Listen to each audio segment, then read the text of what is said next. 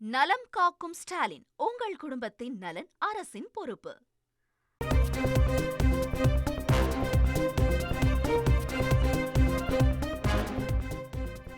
India வந்தடைந்தார் சீன வெளிவிவகாரத்துறை அமைச்சர் வாங் யி.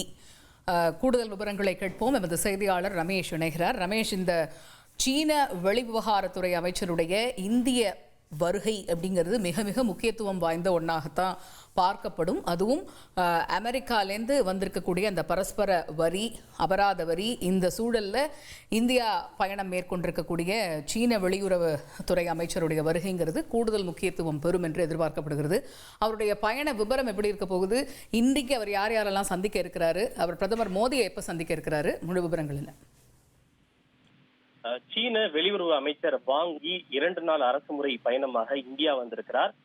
தனது கவுண்டர் பார்ட், அதாவது இந்தியா கவுண்டர் பார்ட்டான இந்திய வெளியுறவு அமைச்சர் ஜெய்சங்கரை சந்திக்கும் வாங் யி இருதரப்பு உறவுகள் தொடர்பாக அவர் பேச்சுவார்த்தை நடத்த இருக்கிறார். இது தவிர இந்தியா மற்றும் சீனா இடையிலான எல்லை விவகார அந்த பிரச்சனைகள் குறித்தும் தேசிய பாதுகாப்பு ஆலோசகரும் இந்திய அரசினுடைய சிறப்பு பிரதிநிதியாகவும் இருக்கின்ற அஜித் தோவலுடனும் அவர் பேச்சுவார்த்தை நடத்த இருக்கிறார். குறிப்பாக 2020 இந்தியா மற்றும் சீன ராணுவ வீரர்களிடையே கேல்வான் பள்ளத்தாக்கு பகுதியில் நடைபெற்ற மோதலுக்கு பிறகு சீன வெளியுறவு அமைச்சரின் 2வது பயணம் இது என்பது குறிப்பிடத்தக்கது.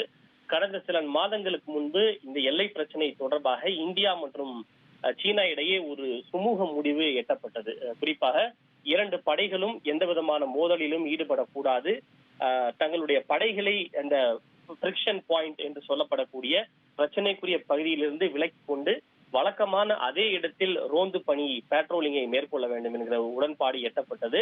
அடுத்தடுத்து வரக்கூடிய சந்திப்புகளில் எஞ்சி இருக்கின்ற பிரச்சனைகள் குறித்தும் பேசுவது என்று முடிவு செய்யப்பட்டது.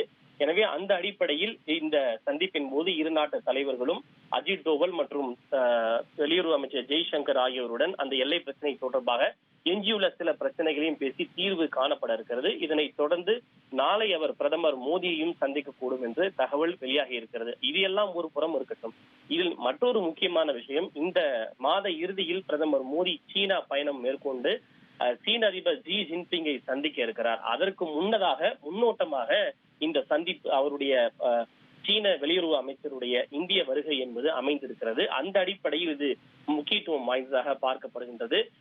எல்லை தாண்டிய பிரச்சனைகள், அதே போல வர்த்தகம் உள்ளிட்ட சில விஷயங்கள் குறித்தும் இந்த சந்திப்பின் போது விவாதிக்கப்படலாம் என்று எதிர்பார்க்கப்படுகின்றது. ஒருபுறம் இந்தியாவை விட்டு அமெரிக்கா விலகி செல்லக்கூடிய நிலையில் அமெரிக்காவினுடைய அண்மை கால செயல்பாடுகள் இந்தியாவையும் சீனாவையும் நெருங்கி வர வைத்திருக்கிறது. அந்த அடிப்படையிலும் கூட அவருடைய இந்த வருகை என்பது மிக முக்கியத்துவம் வாய்ந்ததாக சர்வதேச அரசியல் அரங்கில் உற்று நோக்கப்படுகிறது. விரிவான விவரங்களை வழங்கியமைக்கு நன்றி ரமேஷ். நலம் காக்கும் ஸ்டாலின், உங்கள் குடும்பத்தின் நலன் அரசின் பொறுப்பு.